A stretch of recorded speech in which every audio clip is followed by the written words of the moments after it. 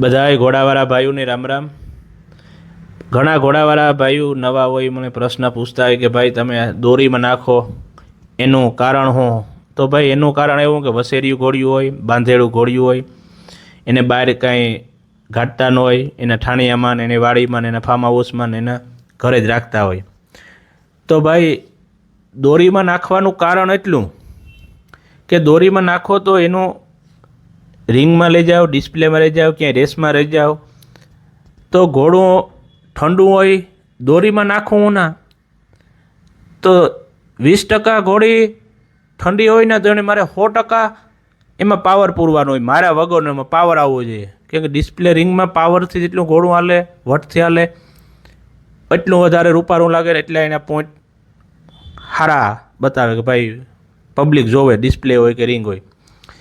તો ગમે એવું ઠંડુ હોય તો આપણે દોરીમાં નાખવું તો એ વસેરી કે વસેરો ઘોડો માર્યા વગરનો એમાં પાવર ભરવાનો હોય કે ભાઈ વટથી હાલે ગમે એના લઈ જાય રેસમાં તો એ પગ એ રીતના ઉપાડવાના હોય, એ રીતની હાલવાનું હોય, એને ભણેક કાઢવાનું હોય।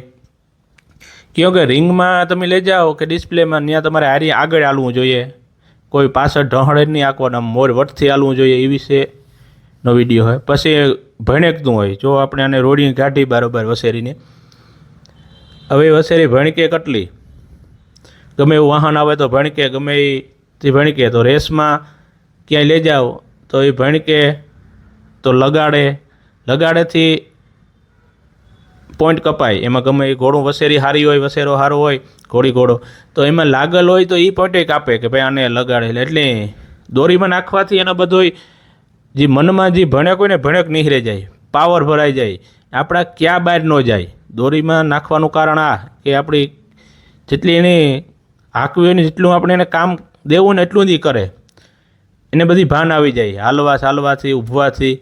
એટલે આ વિશેના આપણા વિડીયા હોય। પછી ધમારવાના તો ભાઈ રિંગમાં, ડિસ્પ્લેમાં, ગમે એના રેસમાં તમે ધમાર રાખો, ચોખ્ખી રાખો તો એના એમાં પોઈન્ટ હોય કે ભાઈ નખ કાપ્યા હોય, કાનના મોવારા હોય, પછી કાઠિયાવાડીની અલગ હોય, મારવાડીની અલગ હોય રિંગ। તો સાફસૂફથી ધમારવાથી એક તો એને કોઈ સાંભળી રોગ ન થાય, સાંભળી બગાડ ન થાય, કોઈ પ્રોબ્લેમ ન થાય।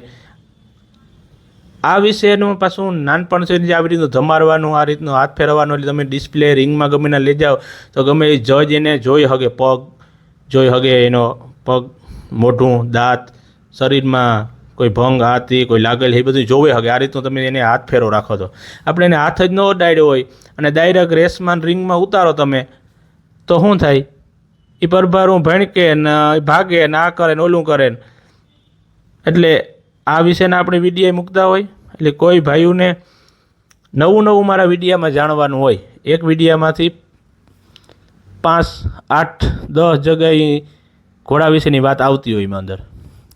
તો જો ગમે એવી ઘોડી હોય, ગમે એવો ઘોડો હોય, વસેરો એની જો આવી રીતનું ધાબામાં કઈ રીતનું રાખવું કે ધાબામાં આખો દી રાખો તો લોટેની જે આ રીતનો એક તો આવો ધાબો આવો હોવી જોઈએ, ખળબડિયું, એટલે આમાં ઘોડું લેપટે નહીં, આ વસ્તુ ને લેપટે નહીં આમાં। આવું હાવ લાહું હોય તો પેશાબ લાઇટથી લેપટે, ભંગાય, ફહાઈમાં।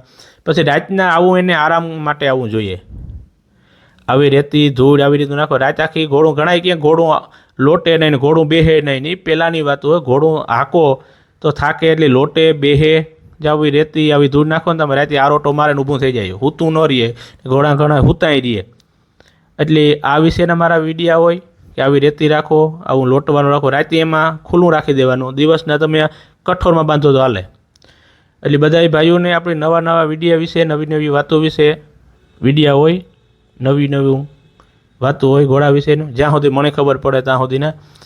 એટલે બધા ભાઈઓને રામ રામ, નવા વિડીયામાં ભેગા થયું, મને જ્યાં સુધીના ખબર પડે ત્યાં સુધીની વાત કરીએ।